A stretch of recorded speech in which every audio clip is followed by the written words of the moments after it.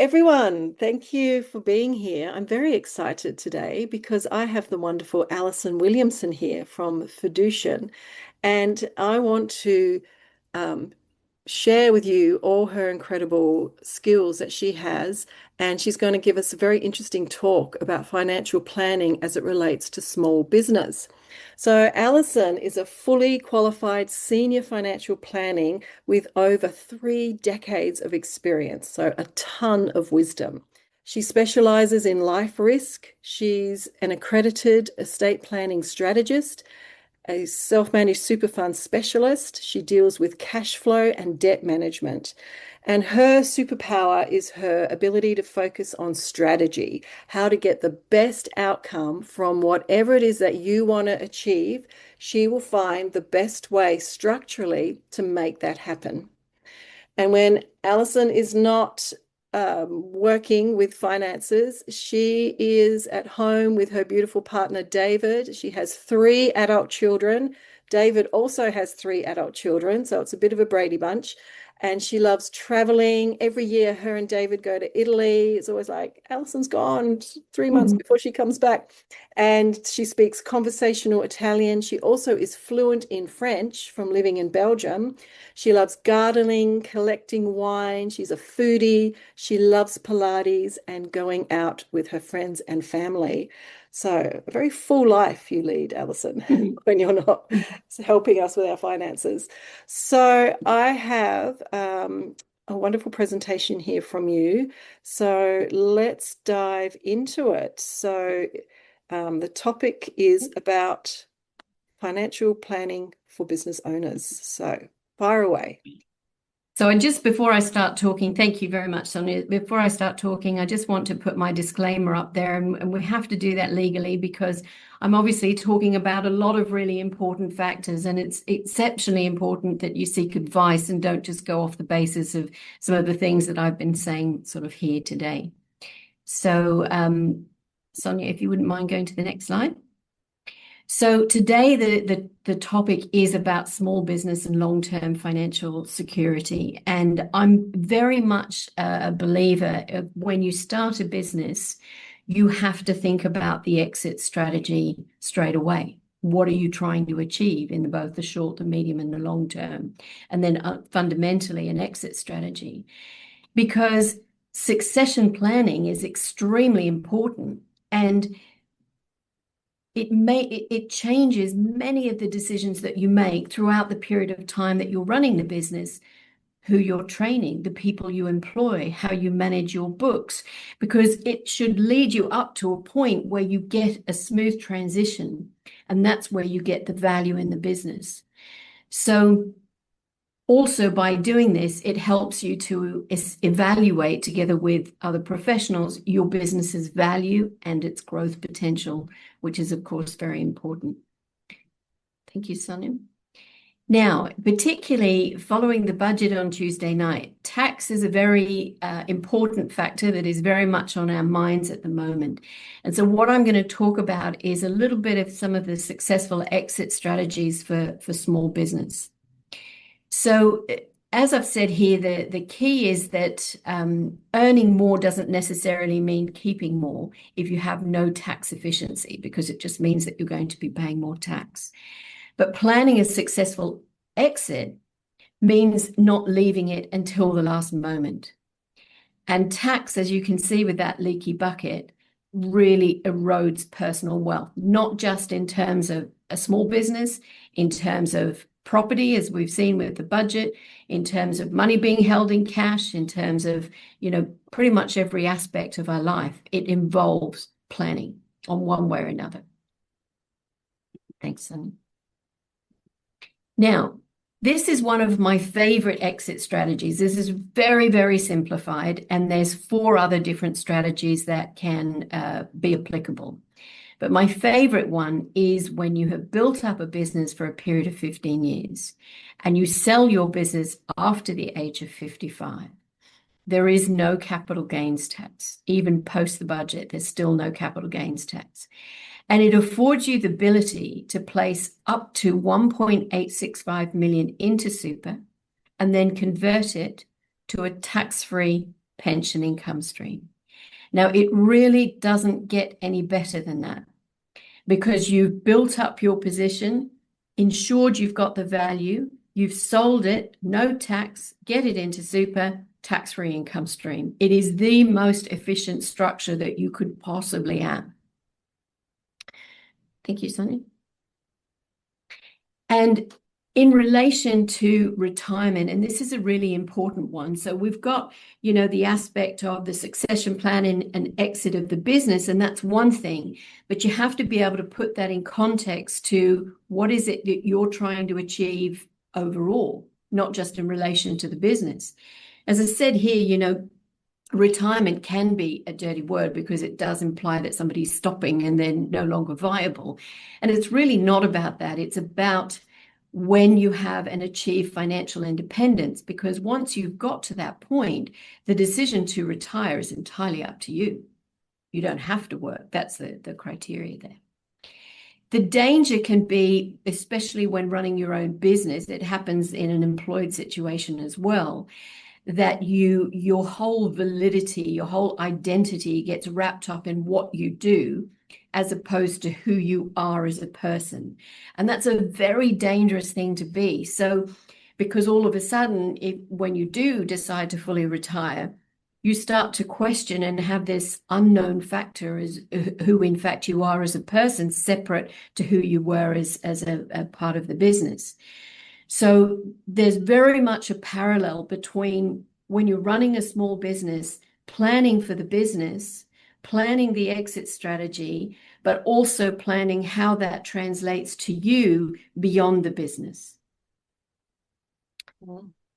Thank you. We could do that. Now, so there's a three-legged stool of business transition, if you like. So as I mentioned before, it's about maximizing the business value. It's about, the structure that you've got. Is it a saleable entity?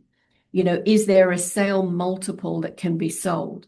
So in other words, if you take the example of a property rental book where there's, for example, let's say just as a random figure, $100,000 worth of rental income, that can be sold as a multiple. So you might be able to sell that for 200,000, in other words, two years worth of revenue.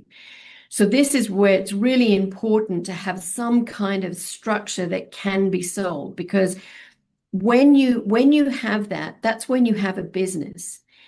In the absence of that, you have an income stream for yourself. And that's the difference between when you actually have a business is when it can be sold on, or you can have staff take over and you step back, as opposed to having a structure that is purely paying you an income stream. There's nothing wrong with that. It gives you a lot of flexibility. You're your own boss. There's all sorts of benefits with that. But when it comes to succession planning, that's really what I'm talking about there. Now, as I said, minimizing the tax on exit. This is all the capital gains tax strategies. There are different ways of doing it. It depends very much on your circumstances to which way to go. As I said, the strategy that I gave is very, very simplified. There are certain restrictions around it, but, to all intents and purposes, as I said, if you're a small business, you run for 15 years, you're over the age of 55, you sell the business, there's no capital gains tax. So this is something that when you know this information, it gives you the ability to plan. You've got something you can say, okay, my overall position, this is what I'm trying to achieve. And I firmly believe in having a proper business plan for that and revisiting it regularly, at least every 6 months, revisiting where have you come from? What's the next stage? Where are you going to? So that you have this accountability to yourself, which is important in a small business, especially if there's only one or two people. And the other thing to remember is that structure does matter. Do you hold it in a company? Do you hold it in a trust? What's that point of movement? The current environment that we've got, where we've got the tax system all being, shifted around, where now you've got discretionary trusts that have a minimum of 30% income tax, whereas before you used to be able to use a discretionary trust and decide who you're going to pay that to. So if you've got a 19-year-old who's, sort of not really doing a great deal of work, you can direct money via that person and reduce the tax. Well, now that's no longer the case. So the value of discretionary trusts are somewhat limited. And when you look at these things, it helps you to keep more of what you've built. So it's all about really making the most. Be good at what you do, but then make sure that you've got that advice and that structure behind you so that you get the best value out of the work that you've put in. Mm. Then you've got the personal financial independence side of it, which is wealth outside of the business. Now, the wealth outside of the business doesn't necessarily have to be when you sell the business, because there's wealth being created all the way through our entire lives. We've got superannuation, we've got, a mortgage, we buy a house, we need insurance, we need borrowings, we have to look at cash flow. So there's the business element to it, but then there's also the personal financial wealth accumulation. And ultimately, financial independence is where you get to the point where you've got an income without your involvement. In other words, you've got a structure that is passive. It doesn't really require anything of you. And as I mentioned before, that financial independence situation is determined by choice or obligation. So that's important. And the thing, I've put it there up on the slide, but your business may be your greatest asset, but it shouldn't be your only one. And it's the fundamental principle of not having all your eggs in one basket. And this is why it's so important to look at both business wealth and personal wealth. And as I said there, true freedom is when the business becomes a choice, not a requirement. So it's all really about clarity. It's about knowing what you're doing, why you're doing it, where it's going to take you, and what it's going to achieve on the other end. And when you couple that with personal planning, it doesn't really get any better, especially when you've got an exit strategy where you've got no tax, and then you've got a tax-free pension. When you look at the quantity of tax changes that have occurred recently with property, there's nothing wrong with property as an investment, don't get me wrong, but it is very much a case of that leaky bucket if you're not careful, because tax will be coming at you left, right, and center. And your capital gains tax, in my opinion, is one of the worst taxes, because you have this property, it builds in value, and then you sell it and you go, right, isn't this great? I've made this amount of money. And then before you know where you are, you've got hundreds of thousands of dollars worth of taxes to pay. Yeah. And it's brutal. And now it's even worse. Because it's more stringent in terms of, what gets taxed. We no longer have a 50% discount on property. So we've gone back to, I won't get into it, it's a bit involved. It's not really for the purpose of this, but the bottom line is it's a lot more complex. The only change to that, or the only part that was excluded from that, is if you have property in a self-managed super fund, of course, and you sell it, then it's tax-free in retirement. I see. So superannuation strategies for the purpose of wealth accumulation and for the purpose as it relates to the business is very, very valuable. And it should be understood. There's no point sort of going through life and missing out on opportunities purely because of not being aware. When you educate, it's like anything. When you educate yourself, you're able to make an informed decision. And that's what's really important. If you choose to do one thing versus another, that's fine, but at least you've made that decision from a position of knowledge. Yes. So when you sell a property in a self-managed super fund, there's no capital gains tax. If you're in retirement, so if it's in pension phase, there's no capital gains tax.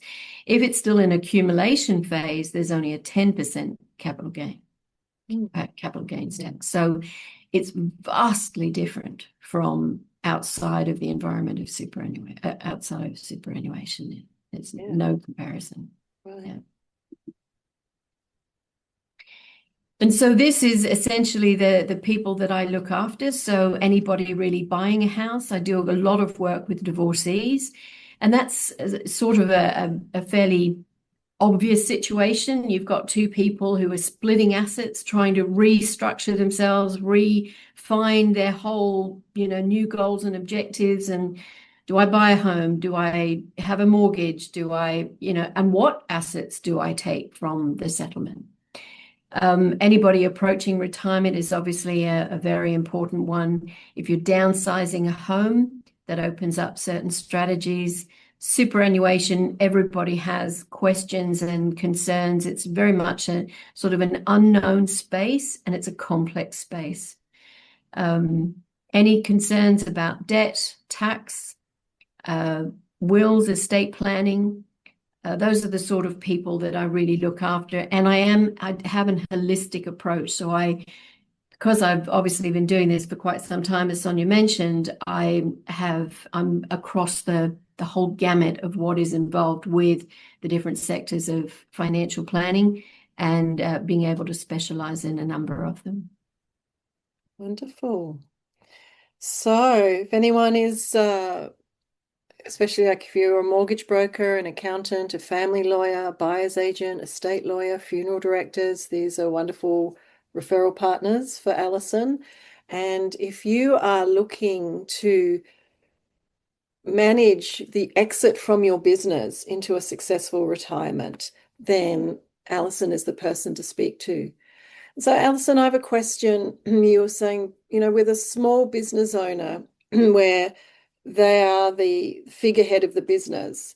And so how do you set that up for sale? Because they sort of have to step back, don't they, and let somebody else. Well, that's right. So the more dependent the business is on you as an individual, the lower the value of the business will be.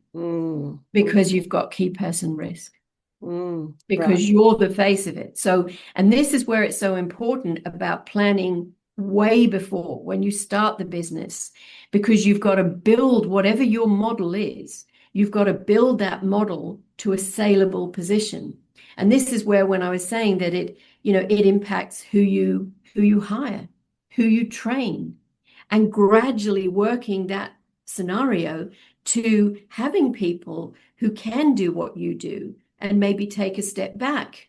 You don't necessarily have to exit straight away. You may just decide to work 3 days a week or 2 days a week. And all of a sudden, the people around you are starting to take the lead.